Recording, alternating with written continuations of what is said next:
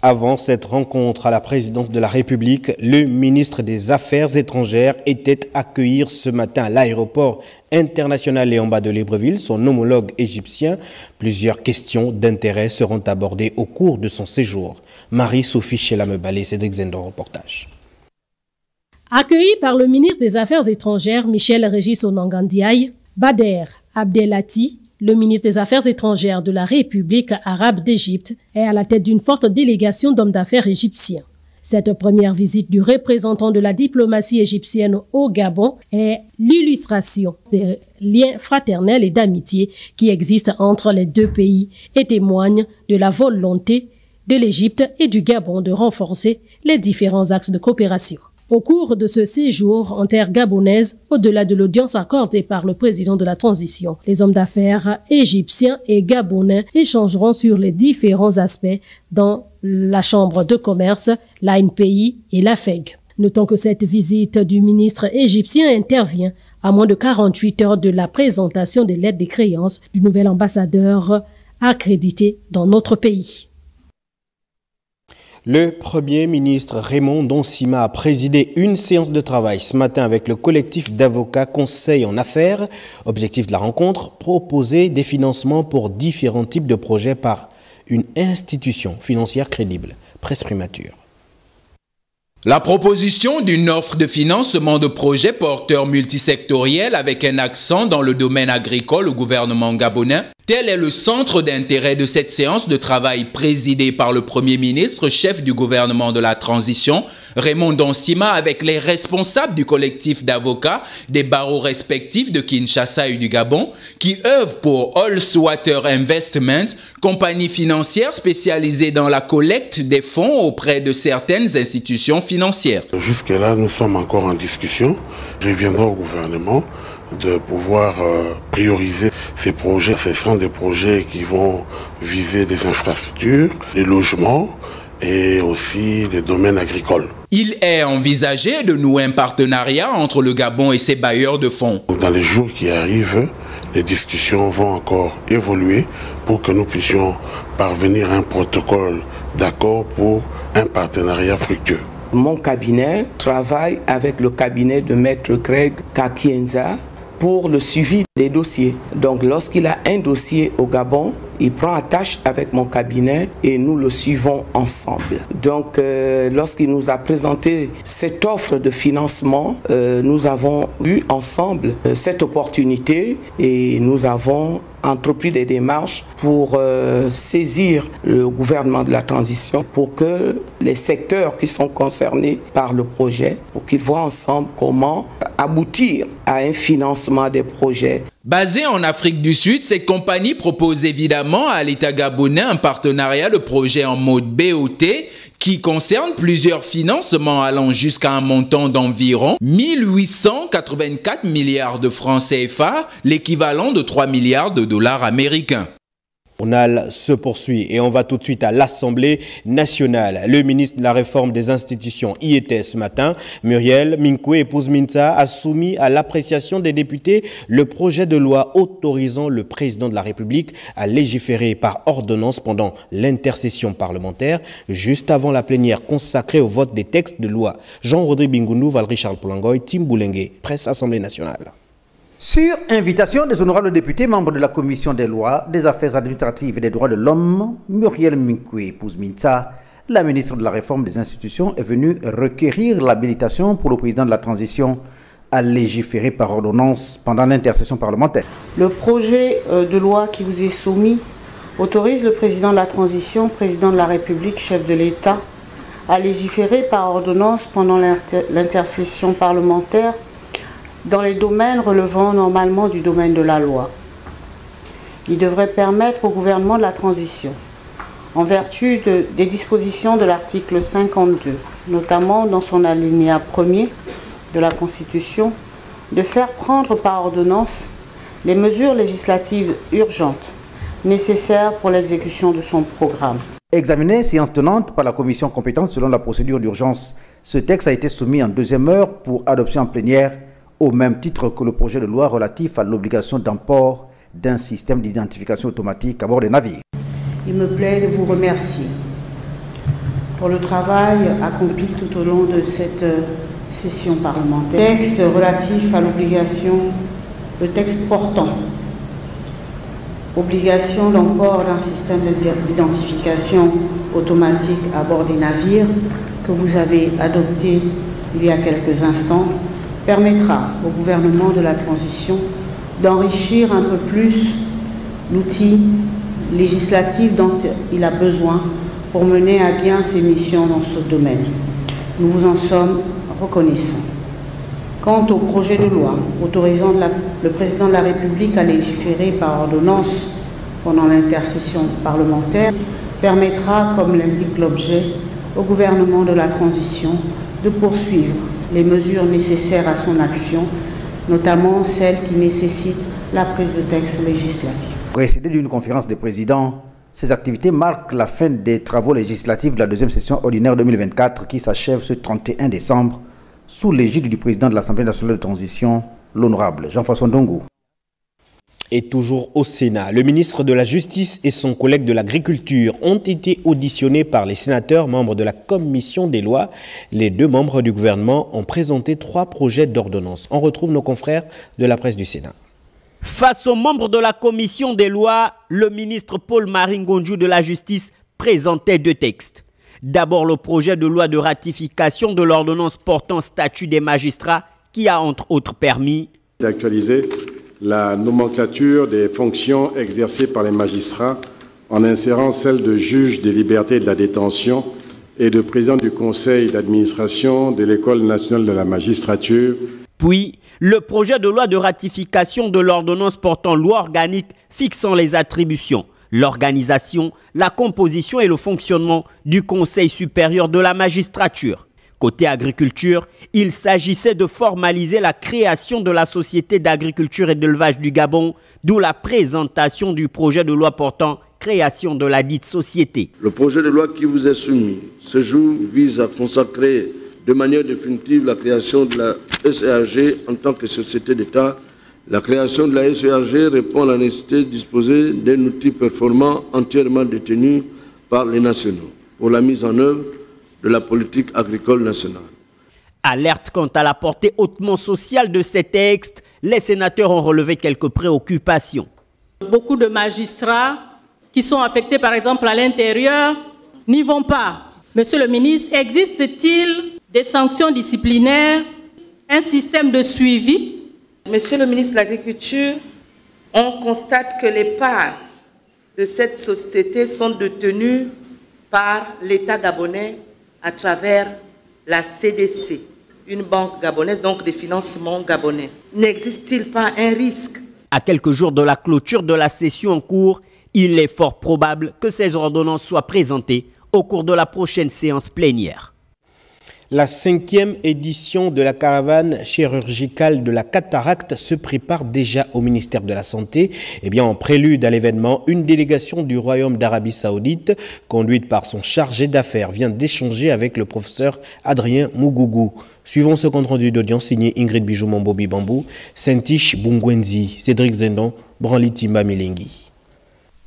Dans quelques jours, OIM, capitale provinciale du Wellington, va abriter la 5e édition de la caravane chirurgicale de la cataracte. À cette occasion, le ministre de la Santé a échangé avec le chargé d'affaires de l'ambassade d'Arabie Saoudite. Par ailleurs, représentant de la fondation Al-Bazar, qui accompagne le ministère dans cette opération. Le Royaume d'Arabie Saoudite et le Gabon entretiennent de très bonnes relations depuis des années. Ces relations ont été renforcées depuis l'avènement du 30 août du CTRI et du chef de l'État. Dans le cadre de la santé particulièrement, il y a beaucoup d'offres qui nous sont faites par ce Royaume d'Arabie Saoudite par le biais de la fondation du roi Salman. Les encourager et les remercier pour ces actes qu'ils posent déjà depuis quelques années dans notre pays. La partie gabonaise se dit prête à assurer des soins de qualité aux populations du septentrion. Cette caravane a pour mission exclusivement de prendre en charge les cas de chirurgie de la cataracte.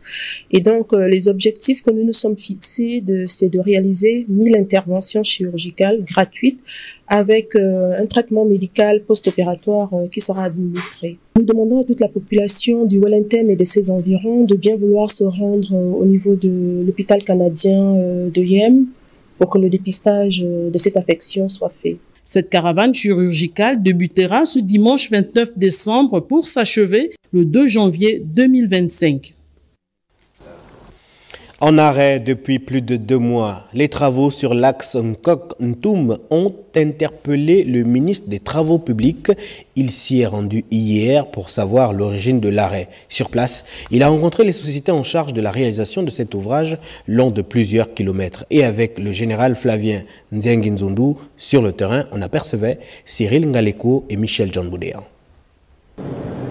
Restés en arrêt depuis près de 2 mois, les travaux de la transe gabonaise confiés à la Société autoroutière du Gabon reprennent leur rythme d'exécution avec les travailleurs d'AFCONS sur le terrain. Le ministre des Travaux publics, à la tête d'une forte délégation de son département, a bien voulu vérifier l'effectivité des travaux de l'entrée de la zone économique spéciale de Nkok jusqu'à la ville de Ntoum. Après une interruption de près de 2 mois, les travaux ont repris parce que la SAG et son sous-traitant AFCONS ont trouvé une solution pour que ces travaux reprennent. Bien évidemment, après avoir à notre niveau de l'administration, donc de l'État, convoqué plusieurs réunions. Et conformément à la feuille de route du gouvernement, le général ministre a procédé au lancement des travaux des routes en terre par la Régie des Travaux publics, en commençant par la section de l'ancienne route Bikele-Château, Berthe et Jean à Essassa pour le bien des populations. Si maintenant la route est bonne, je pense que les habitants ici seront contents parce qu'on ne va plus dépenser l'argent chez les mécaniciens. Comme un joie,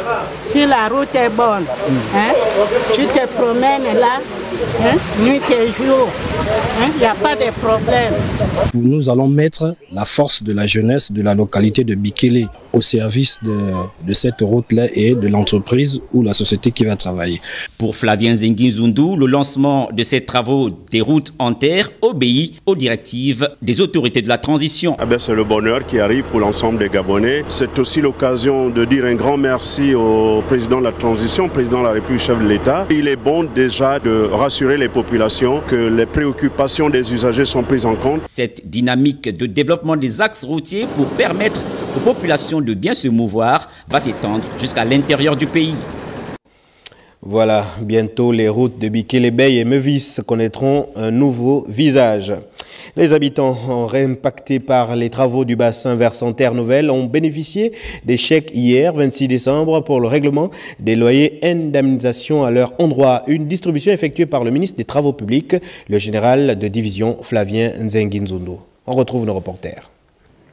Au terme de plusieurs mois d'attente des règlements de leur loyer et indemnisation, les populations impactées par les travaux du bassin versant Terre Nouvelle peuvent aujourd'hui avoir du sourire aux lèvres, et ce pour cause la distribution des chèques à leur endroit par le ministre des Travaux publics en présence du coordonnateur général de l'unité de coordination et d'études des travaux.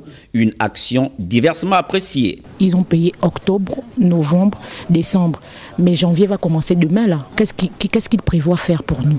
Cette façon de faire aujourd'hui, c'était visible. On a donné le chèque aux bailleurs devant leurs locataires.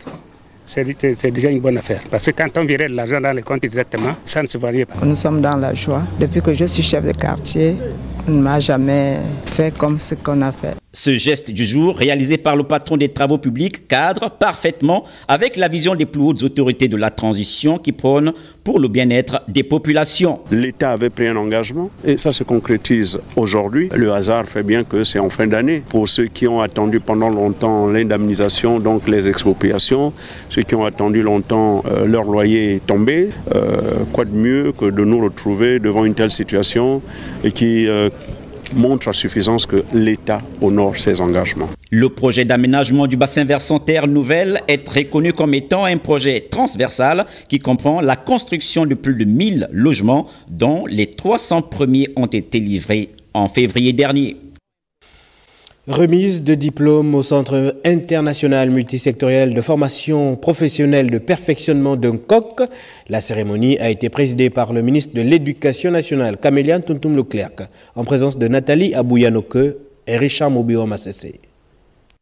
Ils sont au nombre de 150 nouveaux stagiaires du CIMFEP de Nkok qui ont officiellement reçu leur diplôme de fin d'études. Nous reconnaissons aujourd'hui et solennellement que la formation de la jeunesse gabonaise est l'une des priorités du gouvernement de la transition.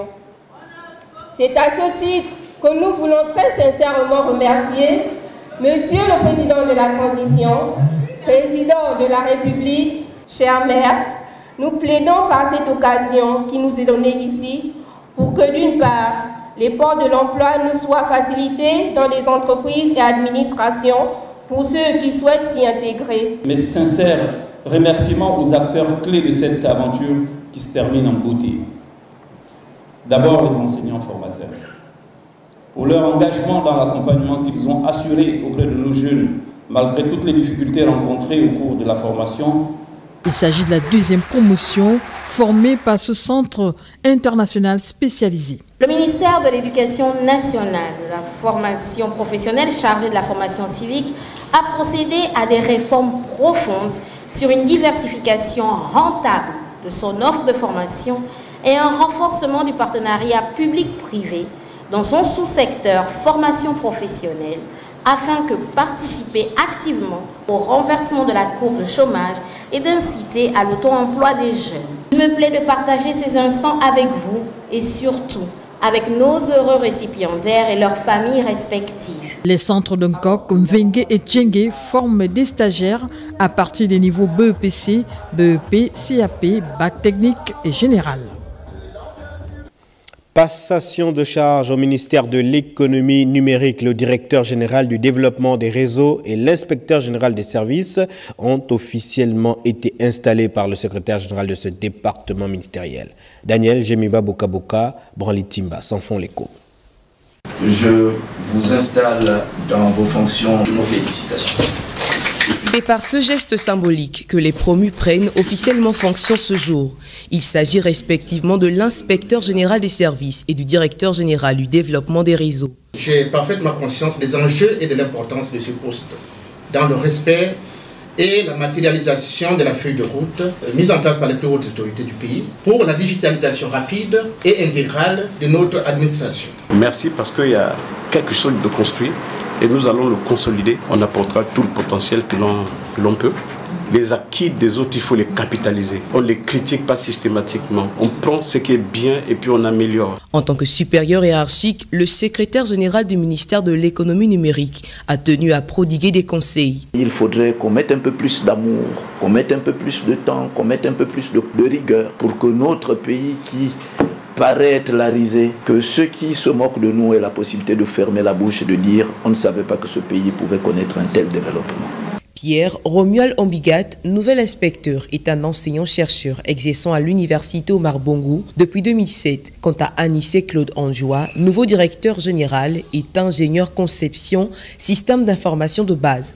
Depuis 2001, il cumule plusieurs postes de responsabilité, dont le dernier en date était celui de coordonnateur technique, infrastructure et système d'information à l'université numérique du Gabon.